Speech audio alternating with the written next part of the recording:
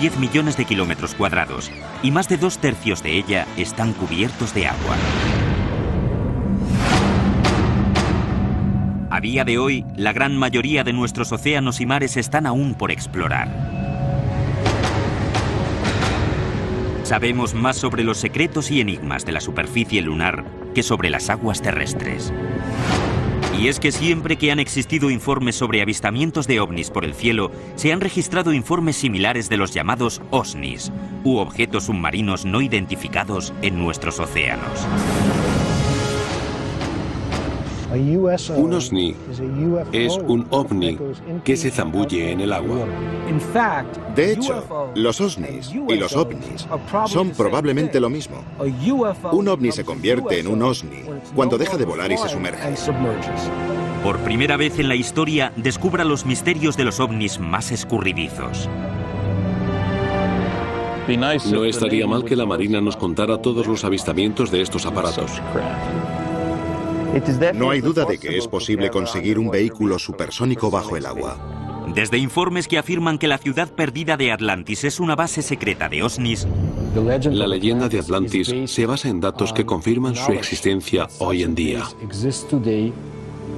o un testimonio registrado en el diario de Cristóbal Colón en 1492, Lo vieron ascender y descender durante la noche. hasta el único incidente OSNI documentado por un gobierno, un escalofriante suceso en la costa de Nueva Escocia, Canadá. La noche del 4 de octubre de 1967, un ovni fue avistado flotando inmóvil sobre las aguas de Sag Harbor, inclinado unos 45 grados, hasta que desapareció rápidamente bajo las aguas con un estallido de luz y sonido.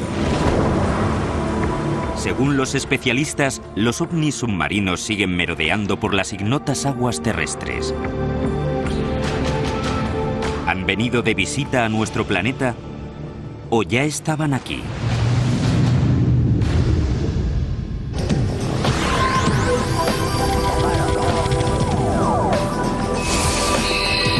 Historias de ovnis. OVNIs en el fondo del mar. Este es el Canal de Santa Catalina, una extensión de más de 40 kilómetros de ancho que separa la ciudad de Los Ángeles de la isla Catalina. Según los expertos, estas aguas, parte de las cuales pueden tener una profundidad equivalente a la altura del Everest, podrían albergar algunos de los misterios más insondables del planeta. You are seeing an unidentified flying object. It is not a hoax. It is real. The film was taken by Leland Hansen while filming Catalina Island from a helicopter. En los últimos años, la oleada de avisos sobre objetos submarinos no identificados, los llamados OSNIs, sumergiéndose y emergiendo del canal, han suscitado un gran revuelo entre los vecinos y los investigadores.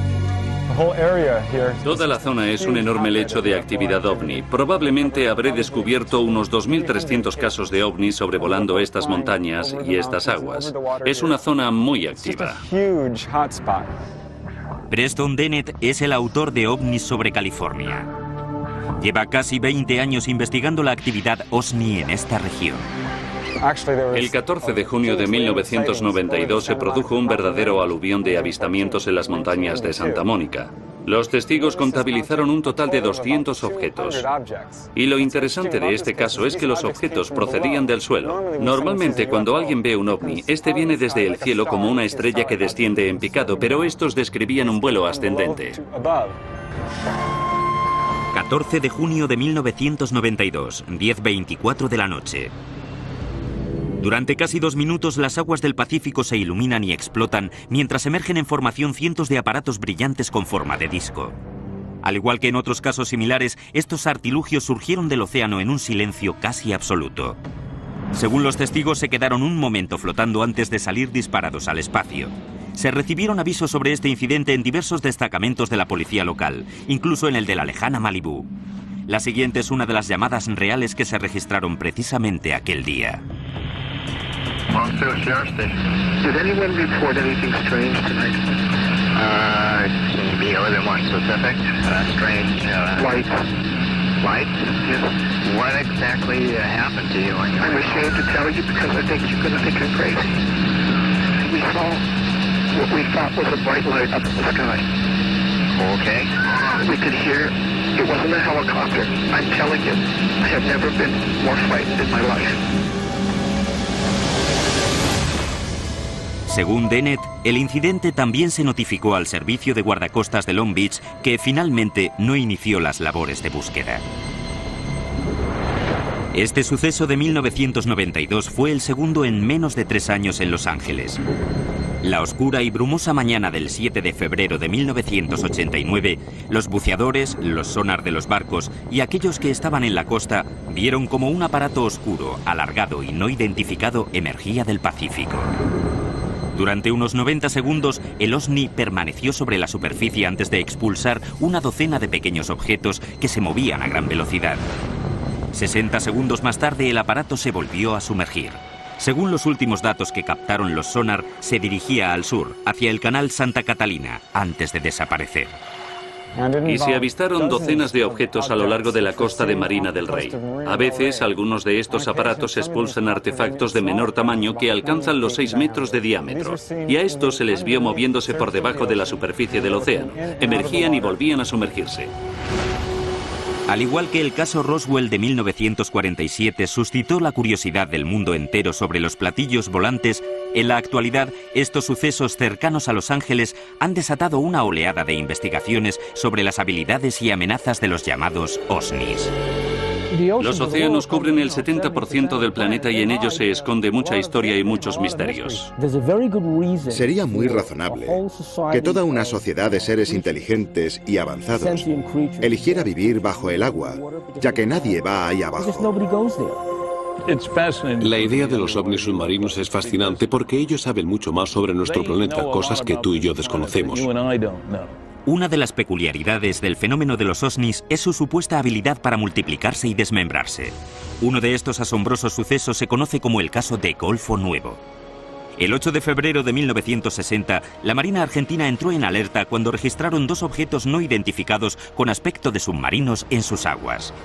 Pensaron que se trataba de navíos estadounidenses, pero de pronto, según los informes, a través del sonar se vio cómo los objetos se desmembraban y salían del agua volando. Sonar contact, 173, 438 yards. Sonar contact, 173, 438 yards. En 1960, la Marina Argentina mencionó 2 submarinos gigantescos que inexplicablemente se transformaron en 6 objetos subacuáticos distintos. Los argentinos no fueron capaces de darles alcance ni de destruirlos. Los objetos desaparecieron sin más. El caso incluso atrajo la atención de los altos mandos de la Unión Soviética. Nikita Khrushchev, el por entonces líder de la Unión Soviética, estaba tan intrigado por toda la historia que envió a su agregado diplomático a Buenos Aires para averiguar qué había ocurrido. Mientras algunos expertos sostienen que estos presuntos casos podrían no ser más que submarinos militares disparando torpedos, otros afirman que, en 1960, los submarinos no eran capaces de disparar 6 o más objetos.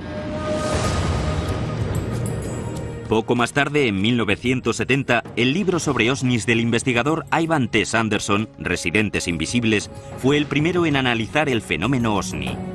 En él se relata otro ejemplo destacado de este fenómeno.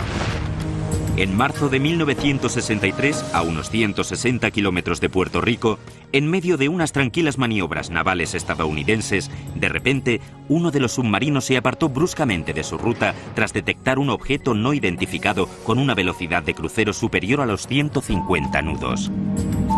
Los marinos se quedaron atónitos al comprobar la profundidad a la que se movía el aparato no identificado, 6.000 metros bajo la superficie. La firma acústica describía el movimiento de una única hélice por el agua y se registraba a una profundidad superior a los 6.000 metros, mientras que la profundidad de inmersión habitual de un submarino sería de unos 2.100 metros. Esa cosa, fuera lo que fuera, superaba la tecnología de los submarinos de la época e incluso de los de ahora. Durante casi 4 días, todos los portaaviones salieron en busca de la embarcación. Supuestamente, el objeto alcanzaba velocidades imposibles para luego detenerse y descansar, lo que permitía que la Marina pudiera seguirle el rastro. El suceso se notificó a la base de Sinclair Fleet en Norfolk, Virginia. No obstante, en ningún momento se ofreció una descripción oficial de lo que se vio en el sonar aquella tarde. Según los informes, La Marina perdió la pista del aparato la madrugada del cuarto día. El sonar nunca volvió a registrar su presencia. Nadie aventuró una teoría sobre cómo algo se podía mover tan rápido. Hay informes sobre ovnis entrando y saliendo del agua, pero no tenemos ningún dato técnico. Los platillos volantes están por el cielo, la gente los ve. Pero bajo el agua es la Marina la que los puede ver. Y ellos no van a contarnos nada de lo que encuentren.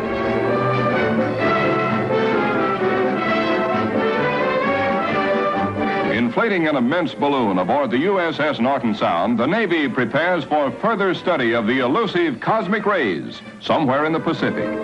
That's the news. A secondary consideration clears up the mystery of the so-called flying saucers.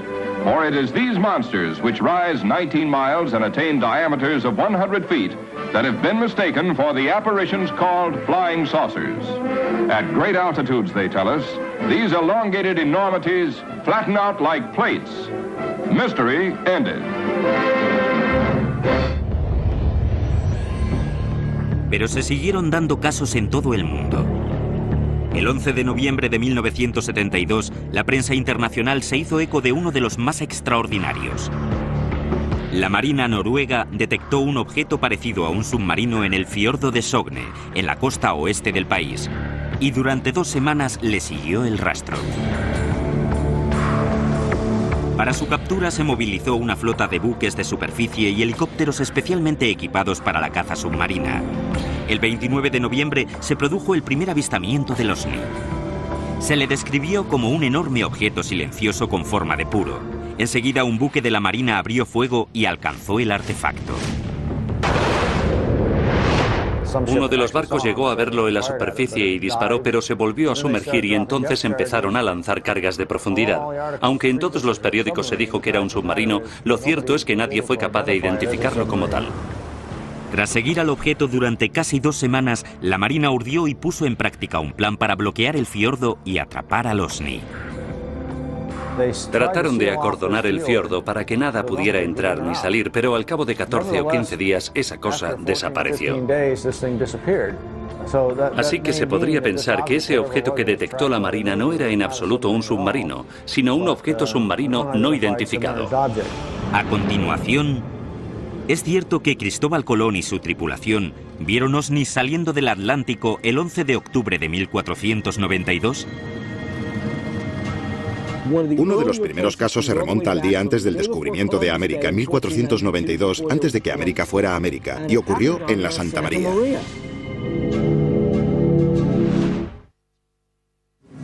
...11 de octubre de 1492, 10 de la noche.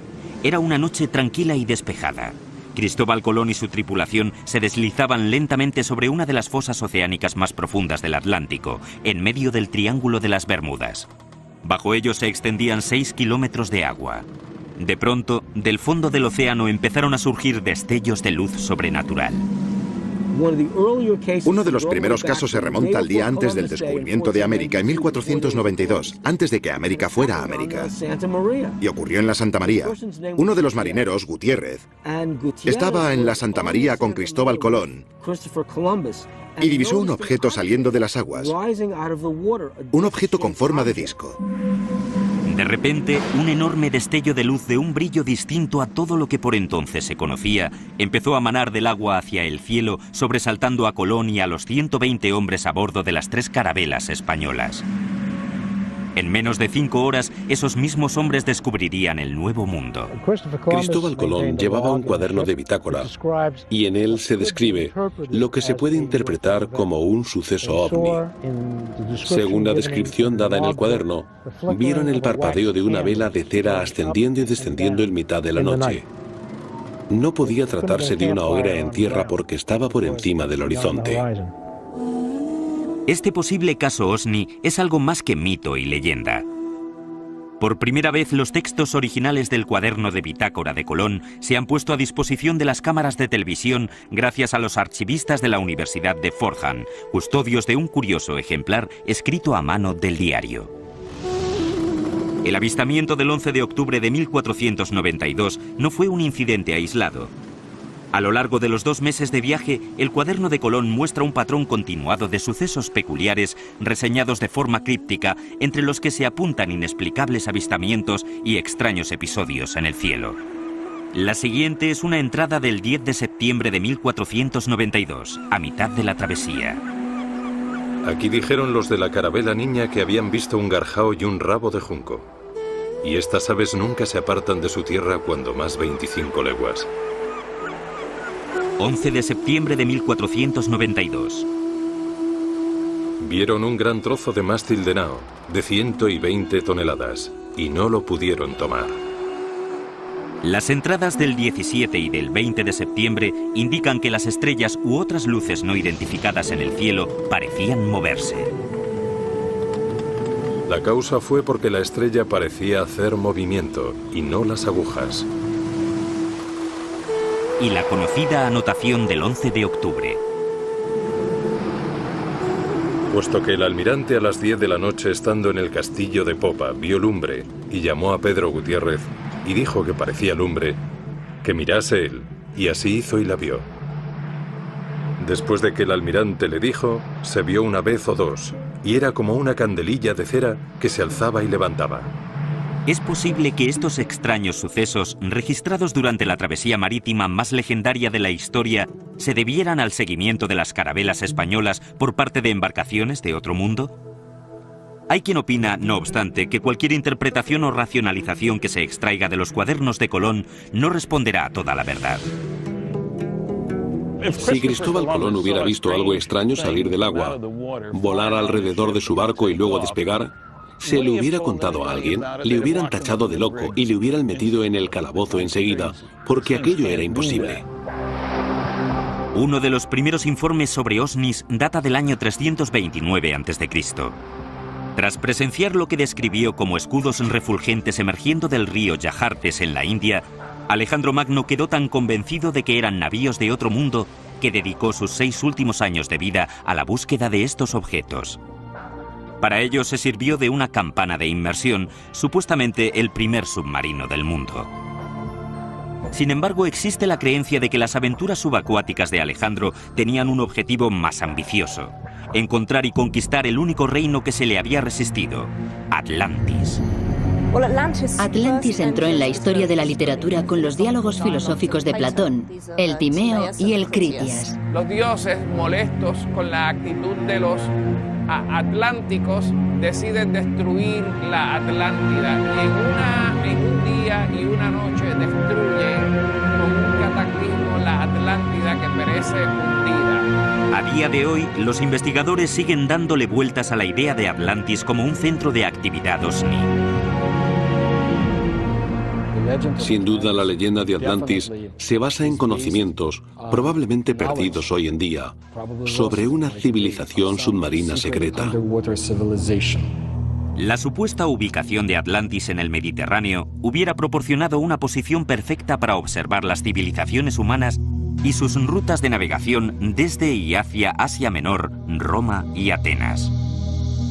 El Mediterráneo fue la cuna de las antiguas civilizaciones. Los comerciantes fenicios surcaban continuamente sus aguas para unir el Oriente Medio y Grecia.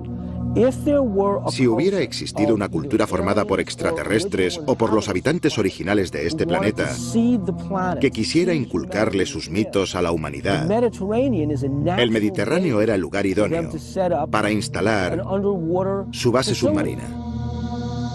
No sé si Platón estaba pensando en los ovnis cuando escribió sobre Atlantis, pero supongo que habría gente que creería que Atlantis era real, que estaba en algún lugar del Atlántico y que estaba a miles de metros de profundidad. Sin embargo, los antiguos griegos no fueron los primeros que dejaron constancia de historias de objetos no identificados en los océanos.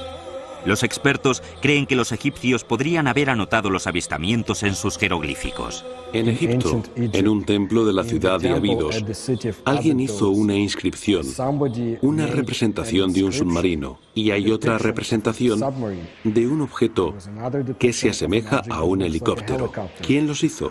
¿Cómo podían saber esas cosas los antiguos egipcios? No tenemos ni idea. Uno de los primeros casos en Europa se refiere a una serie de supuestos avistamientos en el siglo XI en Inglaterra. Uno de los casos más antiguos que he localizado se remonta al año 1067. Se trata de un grupo de aldeanos que vislumbraron algo ardiendo en el cielo que se precipitó al suelo e incendió los campos para finalmente remontar el vuelo y sumergirse en el mar. Carl Feind lleva casi una década investigando el fenómeno OSNI. Su sitio web, water-ufo.net, cuenta con un archivo de más de 900 informes antiguos y actuales sobre OSNIs. Según Feind, uno de los primeros incidentes del siglo XX lo registró el diario Philadelphia Inquirer, el 1 de agosto de 1904. Un carguero británico, el Mohican, que iba camino de Filadelfia, parecía, en palabras del diario, arropado por un extraño vapor metálico que relumbraba como el fósforo. Hace poco descubrí que en ese caso se dieron más detalles escabrosos de los que se publicaron en su momento. El capitán y la tripulación confirmaron que un objeto se les acercó desde el océano como una nube que brillaba. No era un meteoro descendiendo, sino que se deslizaba por el mar. Cuando se aproximó al barco, el capitán intentó distraer la atención de sus hombres, asignándoles distintas tareas para sobrellevar el miedo. No pudieron dar un paso mientras la nube rodeaba la embarcación. Las posteriores informaciones describían cómo durante el suceso la brújula giraba con la velocidad de un motor eléctrico y los marineros eran incapaces de levantar las piezas de acero de la cubierta magnetizada. La historia recogía la declaración del capitán en la que confirmaba que toda su tripulación podía dar fe del relato. Pero quizá el incidente más insólito referido a los OSNIs, según los expertos, sea el caso canadiense de 1967. El incidente de Sag Harbor es el caso más importante de la historia de los OSNIs. El artefacto se movió bajo el agua hasta otro punto y apareció un segundo ovni. A continuación visitaremos Sag Harbor, en Nueva Escocia, en el 38º aniversario de ese incidente capital para la ufología. El 4 de octubre de 1967. Ahí fue donde estaban las luces, justo detrás de mí.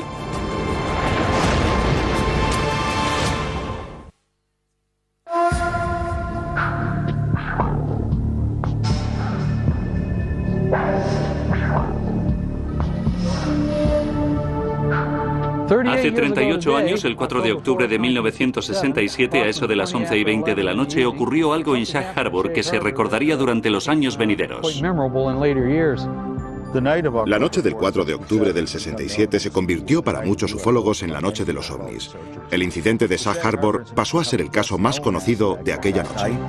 Chris Stiles y Don Ledger han dedicado los últimos 10 años a investigar el incidente OSNI de 1967 en Sag Harbor.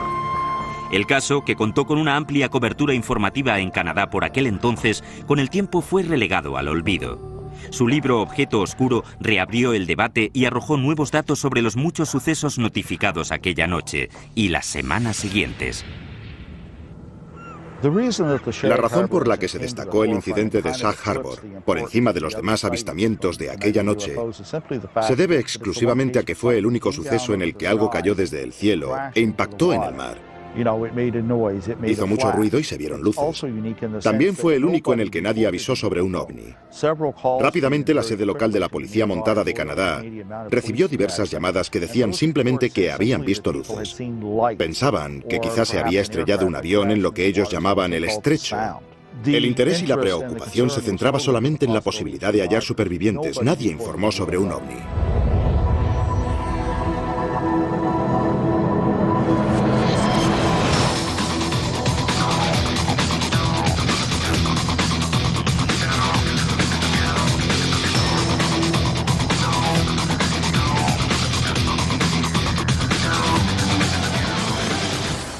No me extraña que viera algo en el cielo porque por toda Nueva Escocia en la noche del incidente de Sag Harbor se dieron muchísimos avisos de ovnis.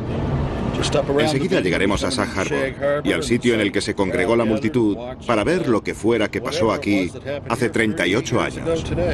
Cada año, Ledger y Stiles hacen un viaje a Sag Harbor para reunirse con Norm Smith, uno de los 3 testigos que aún siguen con vida. En esa isla, ahí es donde ocurrió todo. Justo ahí fue donde vimos las luces en el agua. Hola, ¿qué tal? Bien, como siempre. Los tres nos quedamos en la hierba viendo las luces. Al cabo de un rato parecía que se estaba acercando a nosotros y luego fue descendiendo hacia el suelo. Creímos que era un accidente aéreo, así que nos fuimos para allá en el coche de mi padre y en el de mi tío y nos plantamos justo aquí, junto a los líquenes. Cuando llegamos debía de haber unas 10 o 12 personas. Estuvimos mirando las luces en el agua durante unos 2 o 3 minutos, hasta que desaparecieron. Lo que ocurrió después está confirmado. Antes de medianoche de aquel miércoles 4 de octubre, los agentes de la policía montada canadiense que asistieron al suceso desde la costa realizaron una búsqueda con sus barcos hasta las 3 de la mañana con la ayuda de muchos pescadores locales, entre los que se encontraba Norm Smith. El miércoles 6 de octubre a mediodía llegaron desde Halifax los buzos de la Marina canadiense y estuvieron todo el fin de semana rastreando la zona. Al final enviaron a 7 buzos de la unidad de submarinismo de Halifax hasta Sag Harbor. Las labores de búsqueda se prolongaron durante las horas de luz del sábado y el domingo. El lunes por la mañana, desde Ottawa, se dio por terminada la búsqueda. Lo clasificaron como objeto volante no identificado y dieron carpetazo al asunto. Según los informes del gobierno, el objeto viajaba de sur a norte por la costa de Nueva Escocia. En un momento dado, se detuvo y permaneció en el aire hasta que a eso de las 11:20 de la noche se sumergió en el agua, describiendo un ángulo de 45 grados a unos 275 metros de la costa. Justo detrás de mí, donde vimos las luces, justamente en la isla de Bon Portage que queda a mi espalda. Cuando los agentes de la policía montada canadiense que habían respondido a la llamada llegaron a la costa por la antigua autopista 3, el ovni aún se movía sobre la superficie del agua. El objeto parecía además dejar un rastro muy denso de espuma amarilla. Las semanas siguientes al 4 de octubre, la historia cobra tintes más misteriosos. El asunto copa las portadas de todos los periódicos canadienses y tal como apuntan Ledger y Stiles en su libro, unos días antes de que el ejército canadiense clasificara el suceso como incidente ovni, un segundo artefacto se sumergió en las aguas de Nueva Escocia para reunirse con el primer objeto. Y esta cosa retomó su curso a una velocidad de unos 7.000 kilómetros por hora y atravesó Nueva Brunswick por la bahía de Fundy, a lo largo de la punta suroeste de Nueva Escocia, y se sumergió por aquí. Las autoridades sabían que el objeto ya no estaba allí, que se había desplazado bajo el agua para descansar en el lecho marino. Se quedó allí casi una semana y después puso rumbo al Golfo de Maine gracias a un segundo aparato que le ayudó con las reparaciones. Y los dos juntos emergieron y salieron volando sobre el Golfo de Maine.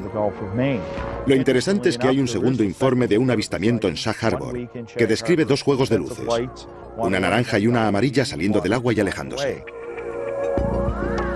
Este hecho sigue suscitando polémica y multiplicando las pesquisas en torno a los sucesos del 4 de octubre de 1967.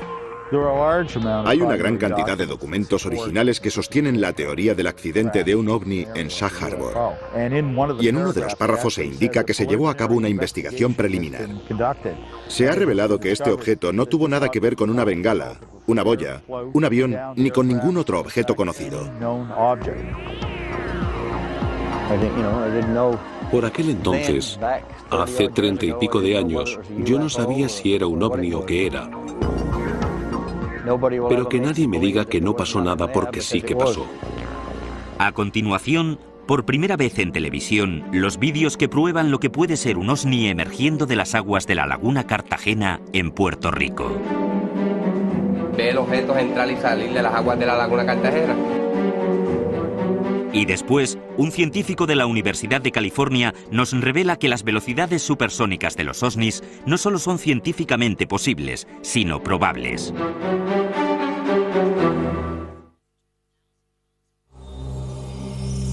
Quizá la región con mayor historial de actividad ovni sea la costa que rodea la isla de Puerto Rico.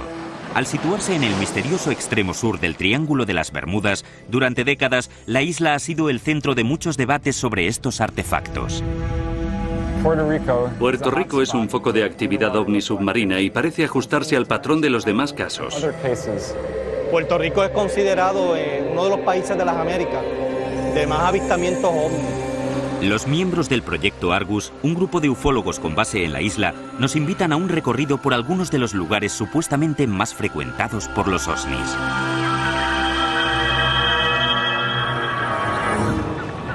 La Laguna Cartagena es un lago aislado cerca del extremo suroriental de la isla que se ha venido asociando a gran parte de la supuesta actividad ovni del país. Donde también, tanto en la Laguna Cartagena como donde yo me reúno, también se explica que hay mucho secretismo de ovnis. El área de la Laguna Cartagena ha sido, desde la década de los 30, se han reportado cientos de casos. 8 de octubre de 2002, las 9 de la noche aproximadamente. Carlos Torres, agente de la policía puertorriqueña y miembro del proyecto Argus, divisa un ovni rojo y brillante emergiendo de las aguas de la Laguna Cartagena a una velocidad increíble. A continuación se detiene y permanece inmóvil sobre el agua. He sido testigo de objetos que se han suspendido encima de la Laguna Cartagena. Estuvieron involucrados militares, fueron testigos también. Y este objeto pues vuelve nuevamente, viene del área de Monte del Estado, Maricao, y se suspende exactamente encima de la Laguna Cartagena. Tras flotar durante varios minutos sobre la zona, se vio cómo el objeto volvía a sumergirse en el lago. Otro miembro de Argus, Luis Epi Quiñones, cree que él también grabó el mismo objeto en 2004. Sí, lo más importante, pues, yo tomé un video el 20 de noviembre de 2004 en el área, en las inmediaciones de Laguna Cartagena, que demuestra, pues, que allí... Estas imágenes, en primicia para la televisión, podrían demostrar la existencia de un ovni en este enigmático lago. El aparato brillante que se vio salir del agua estuvo flotando durante casi un minuto antes de alejarse volando. Ya que en un momento, en la década de los 90, se trató de desmentir lo que estaba ocurriendo en el sitio, a pesar de que hubieron cientos de testigos y testimonios que decían haber visto luces entrar y salir de Laguna Cartagena. Básicamente avistamiento se ha visto en todas partes de Puerto Rico, pero los lugares más mencionados está Laguna Cartagena, está la carretera 303. La región de Lajas, que atraviesa la carretera 303, ha sido otra fuente de informes sobre ovnis y osnis. Entre ellos el de un posible choque en Monte Indio en 1997 que dejó chamuscada la zona del impacto y muchas preguntas sin respuesta. El 5 de mayo de 1997, aquí se estrelló un platillo y quemó muchas tierras en lo alto de la montaña. Aquella noche vinieron los federales y abrieron algo. No se sabe qué. ¿Un ovni? Tras el accidente de 1997, las autoridades locales empezaron a tomarse más en serio los avisos sobre ovnis y osnis. Como resultado directo, el alcalde de Lajas hace poco rebautizó la autopista que atraviesa el centro de Puerto Rico como la Ruta Extraterrestre 303. Pero por ahora, otros asuntos extraterrestres en la isla reclaman la atención inmediata de los expertos. Desde las laderas que rodean Lajas, el gobierno suele lanzar un misterioso globo aerostático amarrado que transporta un radar que alcanza casi los 5 kilómetros de altitud. Aparentemente su misión es controlar el tráfico y el tiempo, pero los ufólogos creen que eso es solo una tapadera para su verdadera función, observar y registrar cualquier actividad extraterrestre. Hay un documento de gobierno, la legislatura, donde se pidió una investigación secreta, no pública, secreta, sobre estos avistamientos de ovnis dentro de las aguas. Pero también dice el documento que no representan ningún peligro para la humanidad. El volumen de informes sobre ovnis en torno a esta pequeña isla ha llevado a muchos a plantearse la posibilidad de que las profundidades que se abren bajo el extremo sur del Triángulo de las Bermudas, junto a la misma costa, ocultan algo más que ovnis. Los expertos y los ufólogos de todo el mundo están convencidos de que podría albergar toda una base de estos aparatos. Se sospecha de que hay unas bases o una base cercana entre La Palguera y la zona cercana al faro de Cabo Rojo. Esas zonas son unas zonas bastante que se cree que se llega hasta la Laguna Cartagena. El motivo de entrar y salir es que pues subterráneamente pues ellos pueden entrar por una área específica, salir por otra parte y las bases que tienen debajo del agua. ¿Son todos estos sucesos fruto del misticismo local o se deben quizá al influjo cultural del Triángulo de las Bermudas? En los estratos populares de la cultura puertorriqueña, la mayor parte de las personas, aunque hablan sobre el chupacabras y el Triángulo de las Bermudas, no creen nada de esas cosas. ¿O acaso hay algo más en todo ello? Que es una realidad, los ovnis en Puerto Rico es una realidad, está ocurriendo y hay muchísimos, cientos de testimonios y de evidencia que lo demuestra así. Y va a venir, ¿entiendes? Y yo pienso que pues, el fenómeno de los ovnis es real. Aquí en Puerto Rico se han dado cientos de casos, eso es una realidad. A continuación, veremos testimonios fotográficos de la posible existencia de un OVNI emergiendo de las aguas de Gulf Breeze, en Florida.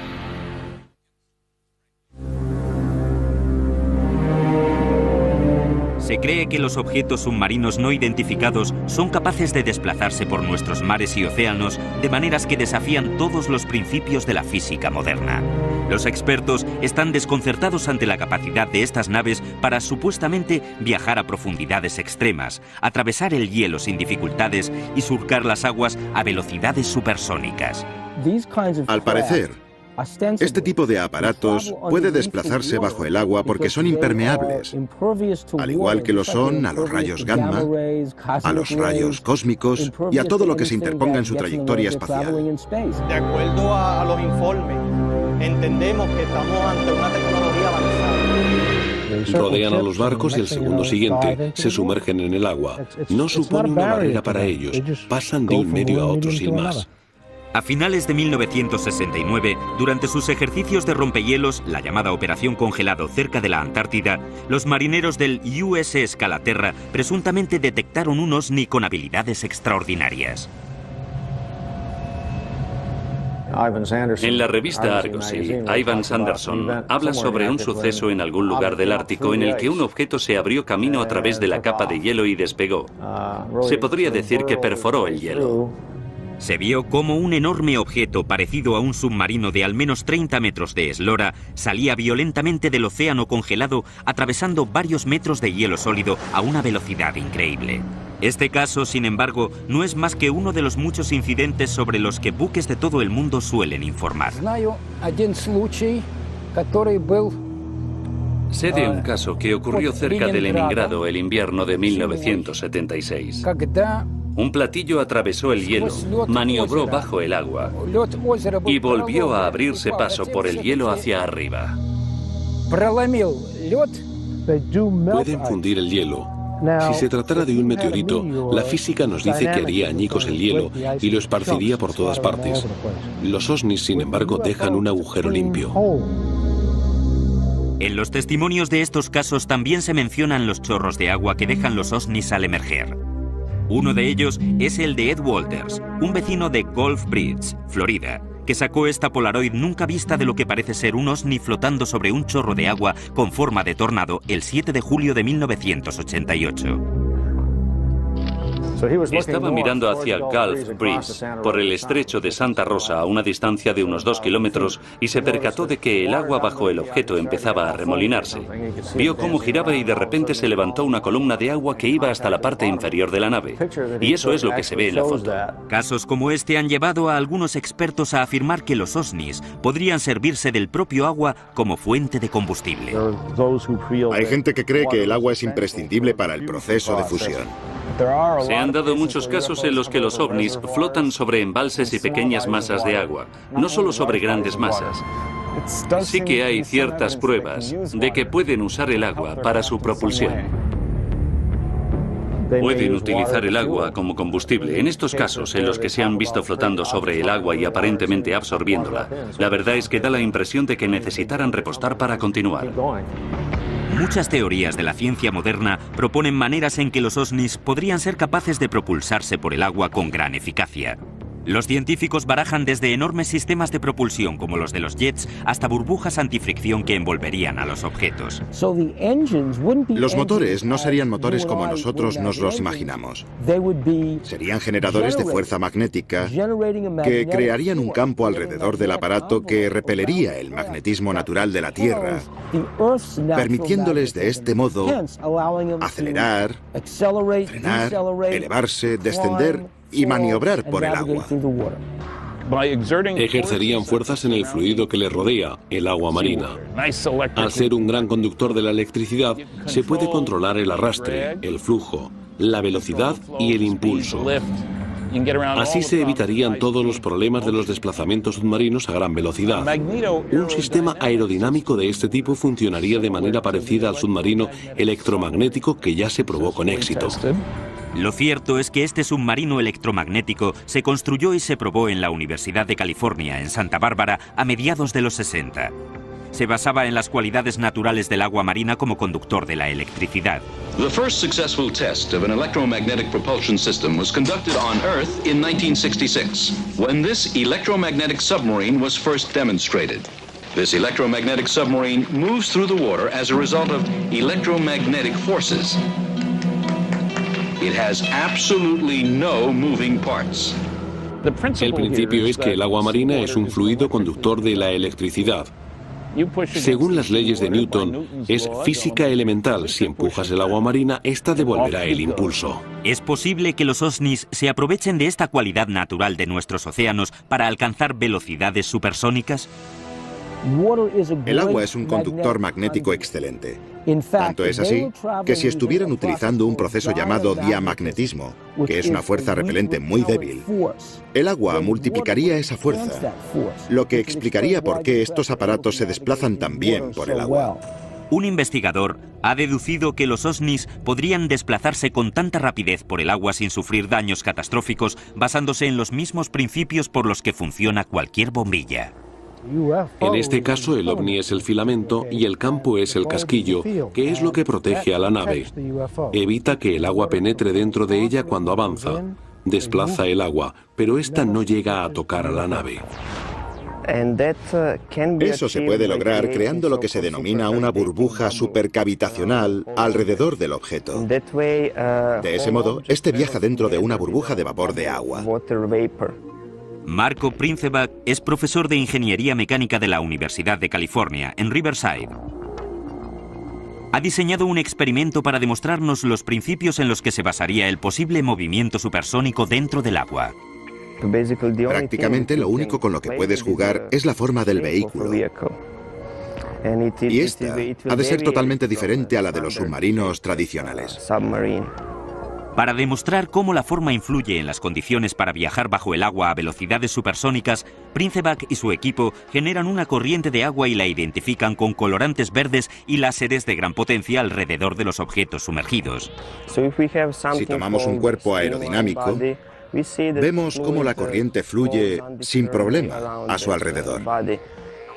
Este objeto rojo y estilizado representa la forma perfecta para una nave submarina de gran velocidad. Por el contrario, este cubo crea una enorme resistencia a su alrededor. Una forma apropiada para un vehículo submarino supercavitacional se asemejaría a la cápsula de retorno del Soyuz o de otras misiones espaciales. Las leyes de la superficie cambian radicalmente bajo el agua. Para impulsar un vehículo oceánico a velocidades supersónicas se necesitaría una fuente de energía más potente que las que el hombre tiene hoy en día a su alcance. Si tenemos un vehículo con un diámetro de 1,5 metros y queremos alcanzar la velocidad del sonido en el aire, deberíamos contar con un motor de 15.000 caballos de fuerza. Para que el mismo vehículo llegue a la velocidad del sonido bajo el agua, necesitaríamos un motor que pudiera producir más o menos 1.000.000 de caballos. Si bien es científicamente posible que estos OSNIs puedan recorrer los océanos a velocidad supersónica, ¿cómo han logrado desarrollar la tecnología necesaria para ello? Quizá nunca lleguemos a comprender los numerosos misterios que rodean a estos aparatos. Y eso es precisamente lo que suscita la mayor polémica y aflicción entre investigadores y científicos. Creo que resultaría más fácil enviar a un hombre a la Luna o incluso crear una base allí que llevarlo a lo más profundo del océano.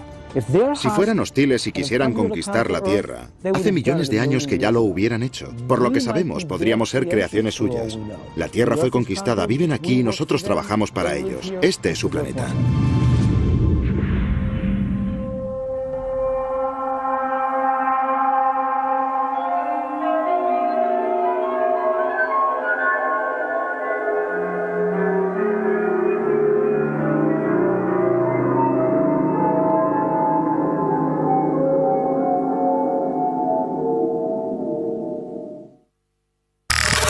Suscitado un gran revuelo entre los vecinos y los investigadores.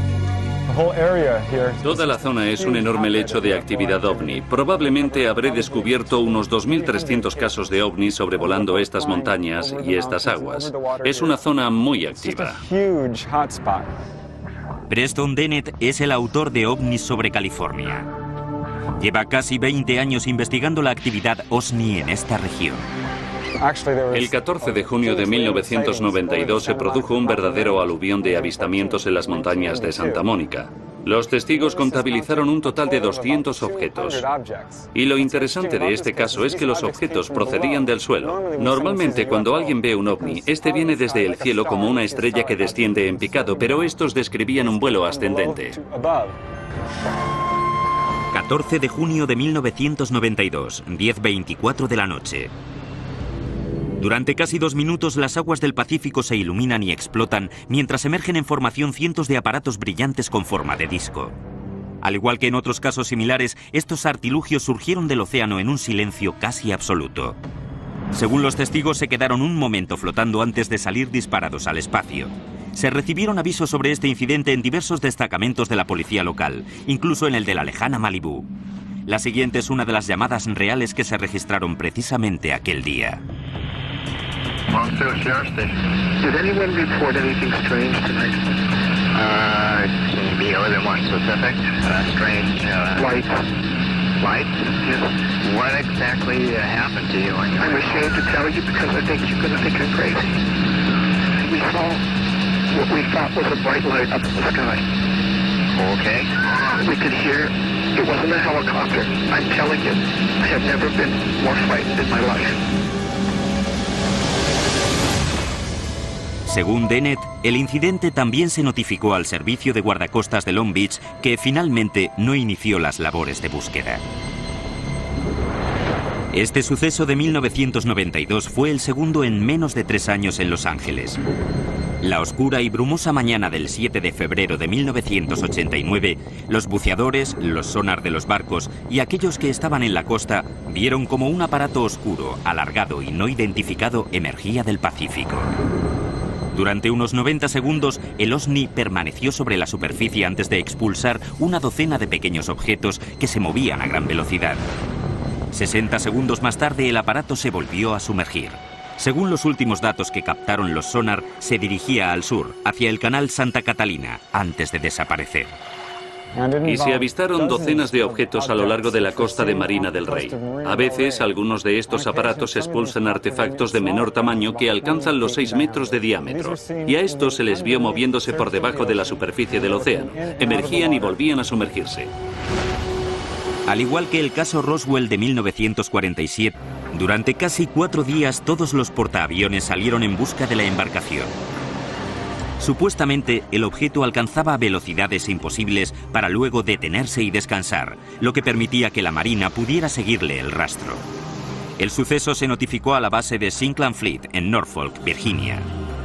No obstante, en ningún momento se ofreció una descripción oficial de lo que se vio en el sonar aquella tarde. Según los informes, la Marina perdió la pista del aparato la madrugada del 4º día. El sonar nunca volvió a registrar su presencia. Nadie aventuró una teoría sobre cómo algo se podía mover tan rápido. Hay informes sobre OSNIs entrando y saliendo del agua, pero no tenemos ningún dato técnico. Los platillos volantes están por el cielo, la gente los ve. Pero bajo el agua, es la Marina la que los puede ver. Y ellos no van a contarnos nada de lo que encuentren.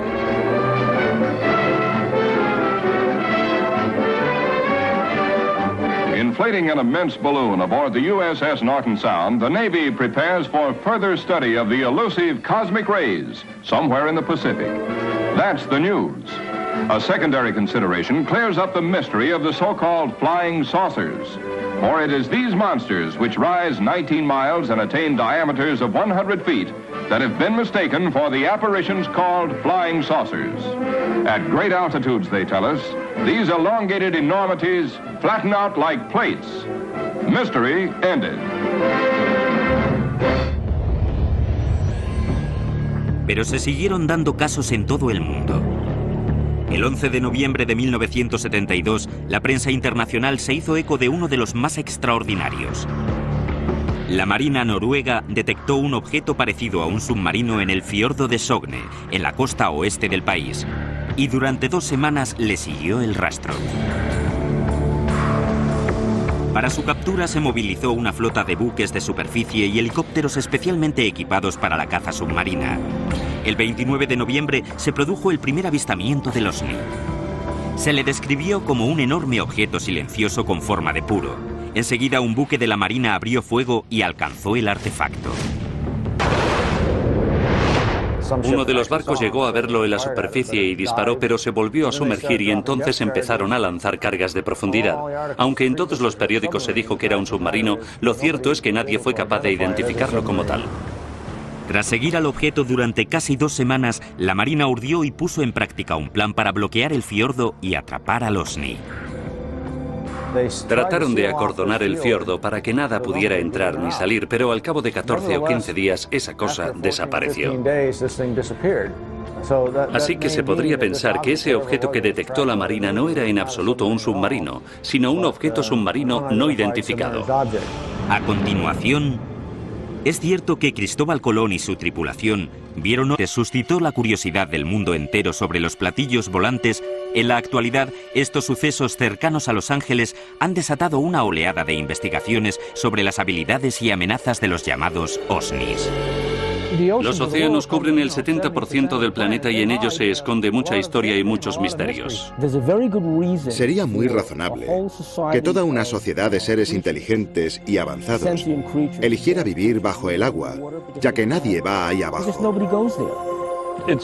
La idea de los ovnis submarinos es fascinante porque ellos saben mucho más sobre nuestro planeta, cosas que tú y yo desconocemos. Una de las peculiaridades del fenómeno de los OSNIs es su supuesta habilidad para multiplicarse y desmembrarse. Uno de estos asombrosos sucesos se conoce como el caso de Golfo Nuevo.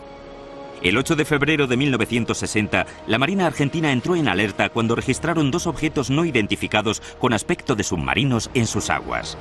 Pensaron que se trataba de navíos estadounidenses, pero de pronto, según los informes, a través del sonar se vio cómo los objetos se desmembraban y salían del agua volando. Sonar contact, 173, 438 yards.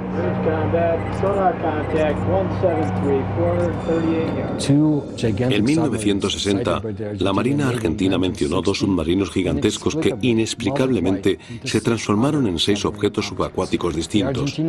Los argentinos no fueron capaces de darles alcance ni de destruirlos. Los objetos desaparecieron sin más. El caso incluso atrajo la atención de los altos mandos de la Unión Soviética. Nikita Khrushchev, el por entonces líder de la Unión Soviética, estaba tan intrigado por toda la historia que envió a su agregado diplomático a Buenos Aires para averiguar qué había ocurrido. Mientras algunos expertos sostienen que estos presuntos casos podrían no ser más que submarinos militares disparando torpedos, otros afirman que, en 1960, los submarinos no eran capaces de disparar 6 o más objetos. Poco más tarde, en 1970, el libro sobre OSNIs del investigador Ivan T. Sanderson, Residentes Invisibles, fue el primero en analizar el fenómeno OSNI. En él se relata otro ejemplo destacado de este fenómeno. En marzo de 1963, a unos 160 kilómetros de Puerto Rico, en medio de unas tranquilas maniobras navales estadounidenses, de repente, uno de los submarinos se apartó bruscamente de su ruta tras detectar un objeto no identificado con una velocidad de crucero superior a los 150 nudos. Los marinos se quedaron atónitos al comprobar la profundidad a la que se movía el aparato no identificado, 6.000 metros bajo la superficie. La firma acústica describía el movimiento de una única hélice por el agua y se registraba a una profundidad superior a los 6.000 metros, mientras que la profundidad de inmersión habitual de un submarino sería de unos 2.100 metros. Esa cosa, fuera lo que fuera, superaba la tecnología de los submarinos de la época e incluso de los de ahora. ¿OSNI saliendo del Atlántico el 11 de octubre de 1492? Uno de los primeros casos se remonta al día antes del descubrimiento de América, en 1492, antes de que América fuera América, y ocurrió en la Santa María.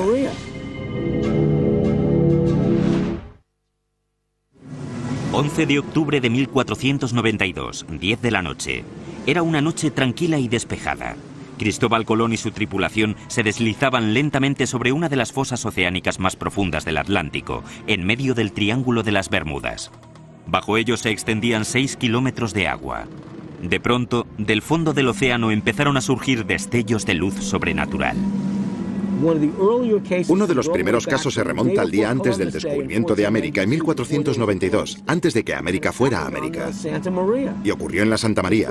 Uno de los marineros, Gutiérrez, estaba en la Santa María con Cristóbal Colón y divisó un objeto saliendo de las aguas. Un objeto con forma de disco. De repente, un enorme destello de luz de un brillo distinto a todo lo que por entonces se conocía empezó a manar del agua hacia el cielo, sobresaltando a Colón y a los 120 hombres a bordo de las 3 carabelas españolas. En menos de 5 horas, esos mismos hombres descubrirían el Nuevo Mundo. Cristóbal Colón llevaba un cuaderno de bitácora y en él se describe lo que se puede interpretar como un suceso ovni. Según la descripción dada en el cuaderno, vieron el parpadeo de una vela de cera ascendiendo y descendiendo en mitad de la noche. No podía tratarse de una hoguera en tierra porque estaba por encima del horizonte. Este posible caso OSNI es algo más que mito y leyenda. Por primera vez, los textos originales del cuaderno de bitácora de Colón se han puesto a disposición de las cámaras de televisión gracias a los archivistas de la Universidad de Fordham, custodios de un curioso ejemplar escrito a mano del diario. El avistamiento del 11 de octubre de 1492 no fue un incidente aislado. A lo largo de los 2 meses de viaje, el cuaderno de Colón muestra un patrón continuado de sucesos peculiares reseñados de forma críptica, entre los que se apuntan inexplicables avistamientos y extraños episodios en el cielo. La siguiente es una entrada del 10 de septiembre de 1492, a mitad de la travesía. Aquí dijeron los de la carabela Niña que habían visto un garjao y un rabo de junco. Y estas aves nunca se apartan de su tierra cuando más 25 leguas. 11 de septiembre de 1492. Vieron un gran trozo de mástil de nao, de 120 toneladas, y no lo pudieron tomar. Las entradas del 17 y del 20 de septiembre indican que las estrellas u otras luces no identificadas en el cielo parecían moverse. La causa fue porque la estrella parecía hacer movimiento, y no las agujas. 10 millones de kilómetros cuadrados, y más de 2/3 de ella están cubiertos de agua. A día de hoy, la gran mayoría de nuestros océanos y mares están aún por explorar. Sabemos más sobre los secretos y enigmas de la superficie lunar que sobre las aguas terrestres. Y es que siempre que han existido informes sobre avistamientos de ovnis por el cielo, se han registrado informes similares de los llamados OSNIs, u objetos submarinos no identificados en nuestros océanos. Un OSNI es un ovni que se zambulle en el agua. De hecho, los OSNIs y los ovnis son probablemente lo mismo. Un ovni se convierte en un OSNI cuando deja de volar y se sumerge. Por primera vez en la historia, descubra los misterios de los ovnis más escurridizos. No estaría mal que la Marina nos contara todos los avistamientos de estos aparatos. No hay duda de que es posible conseguir un vehículo supersónico bajo el agua. Desde informes que afirman que la ciudad perdida de Atlantis es una base secreta de OSNIs, la leyenda de Atlantis se basa en datos que confirman su existencia hoy en día. O un testimonio registrado en el diario de Cristóbal Colón en 1492, Lo vieron ascender y descender durante la noche. Hasta el único incidente OVNI documentado por un gobierno. Un escalofriante suceso en la costa de Nueva Escocia, Canadá. La noche del 4 de octubre de 1967, un ovni fue avistado flotando inmóvil sobre las aguas de Sag Harbor, inclinado unos 45 grados, hasta que desapareció rápidamente bajo las aguas con un estallido de luz y sonido. Según los especialistas, los ovnis submarinos siguen merodeando por las ignotas aguas terrestres. ¿Han venido de visita a nuestro planeta o ya estaban aquí?